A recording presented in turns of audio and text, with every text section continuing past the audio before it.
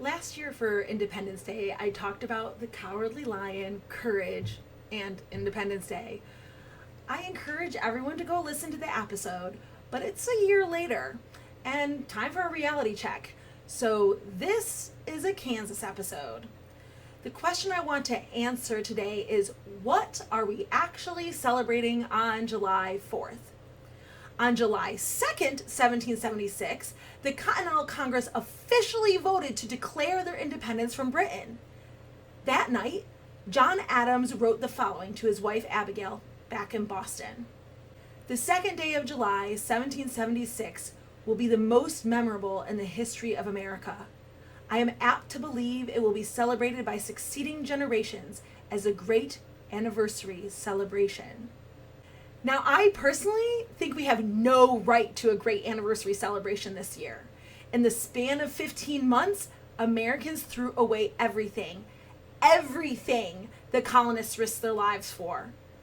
But if you are going to celebrate, remember, they voted for independence on July 2nd, not the 4th of July, contrary to popular belief. July 2nd was supposed to be our great anniversary celebration. And no, the signing of the Declaration of Independence did not happen on July 4th either, even though I have seen that in every single grade school and college history book I have ever read. The signing took place on August 2nd, 1776, and those who could not attend the signing on that date signed the document later. The last signature was placed on the document on January 18th, 1777. So what are we celebrating on July 4th? The words. The words found in the Declaration of Independence. I mean, the date is right there at the top. The only thing of note that happened on July 4th, 1776, was that traitorous colonists approved the final wording on the document, the Declaration of Independence.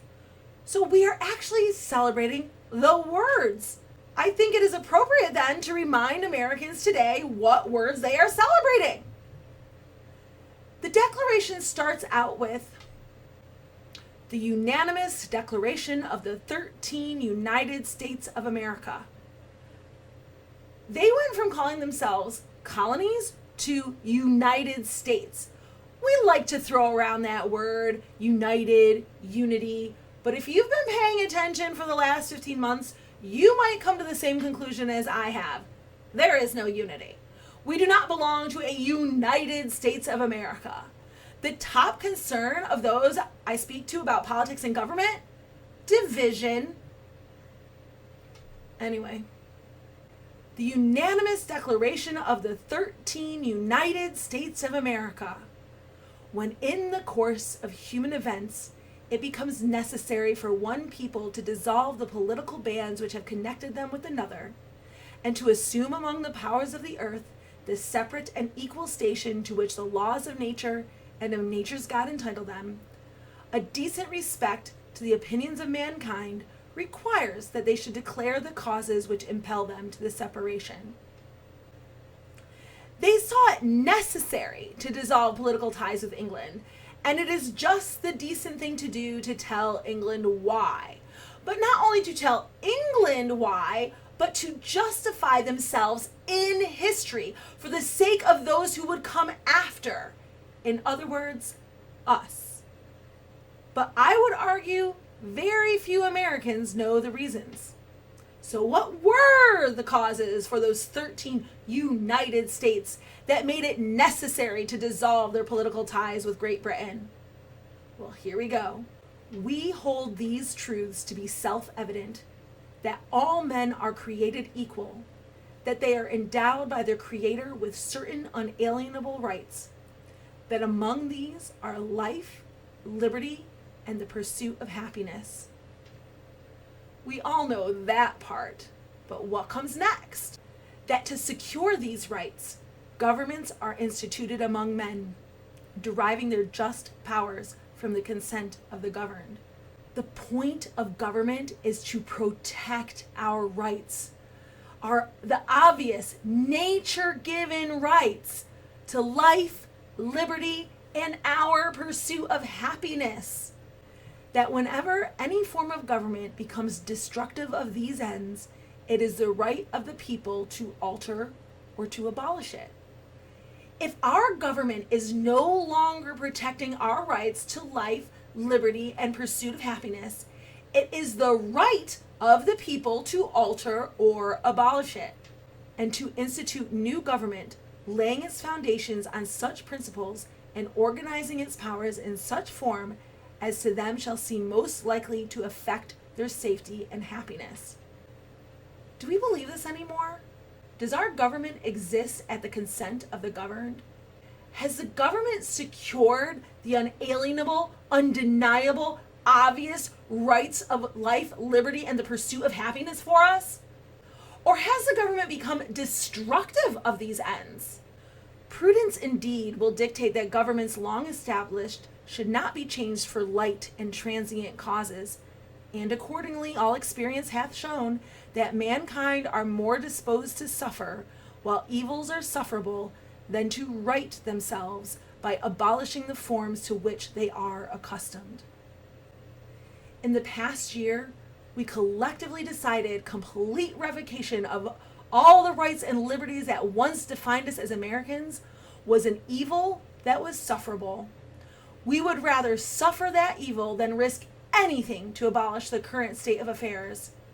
Not just because we became used to it, but because we are still convinced that the solution lies in utilizing the problem to our greatest advantage.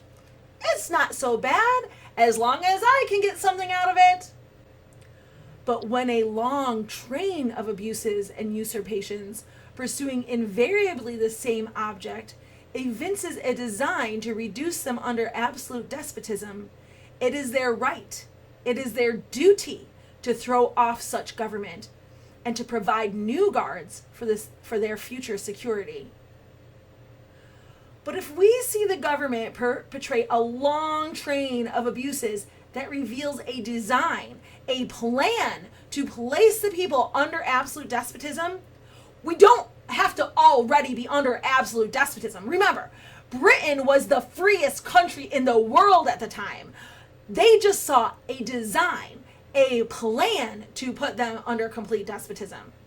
So when a long line of abuses reveals a design to place the people under absolute despotism, it is the people's right, it is their duty, their obligation to throw off such a government. Such has been the patient sufferance of these colonies, and such is now the necessity which constrains them to alter their former systems of government. The colonies had it. They had suffered enough. They had suffered a long time, and they realized it was now necessary to change the system of government. The history of the present King of Britain is a history of repeated injuries and usurpations, all having in direct object the establishment of an absolute tyranny over these states.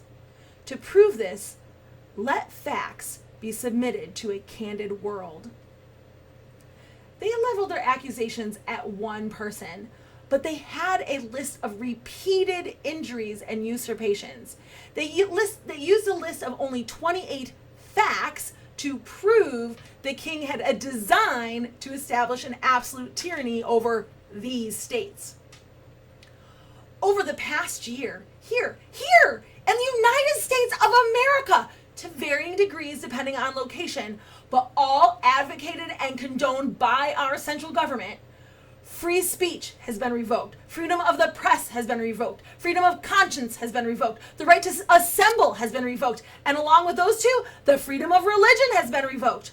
The right to be secure in our person and our papers and our homes has been revoked. We have been deprived of life, liberty, and property without due process. Unlawful mandates, closures of business, property taken without just compensation, the government deciding which businesses can and cannot be open, what they can and cannot sell, how they should operate, and who and what is essential. Impartial juries are now a thing of the past.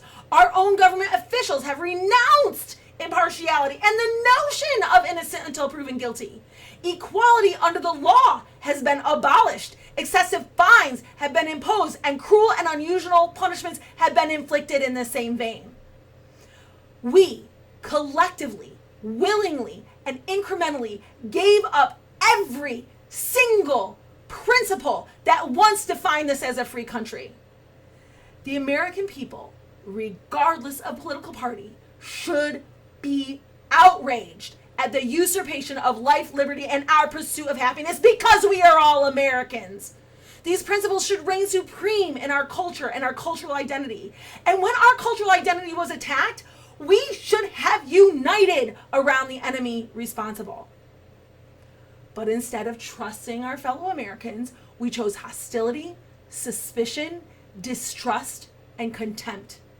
Instead of uniting around the principle of liberty, we chose a safety that was impossible to achieve. Instead of uniting around the principle of personal independence, we chose mandates and mass compliance. Instead of uniting around the principle of equality, moral, legal, and political equality, we have divided ourselves. Criminals versus police, white versus black, cis versus queer, woke versus awake, mask versus anti-mask, vax versus vax hesitant, scientism versus science, Trump versus Biden, and numerous other false divisions. We have created entire identities around false dichotomies. As I stated earlier, I don't think we have a right to celebrate the great anniversary this year. Nor do I believe Americans have a right to celebrate the words found in the Declaration of Independence.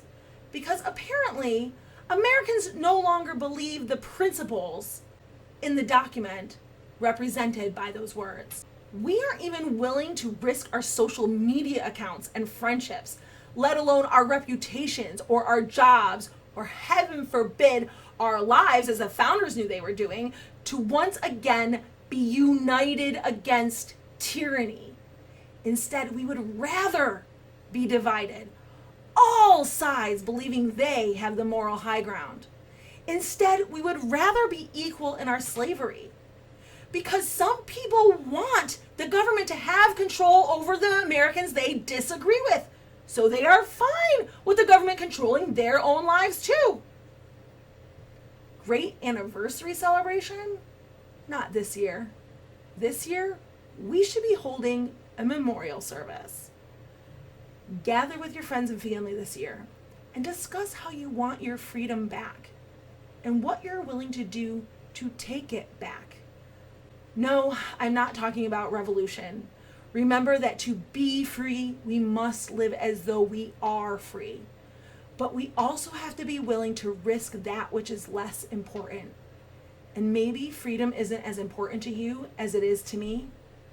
But that is the problem. It is no longer something all Americans agree upon. So this 4th of July, forget who is in office or who was in office or that your side supposedly has the moral high ground. What are you individually, personally willing to risk to be united again? What are you willing to risk for the freedom of all Americans? What are you going to do in the next year so that a celebration of Independence Day might actually mean something again in 2022?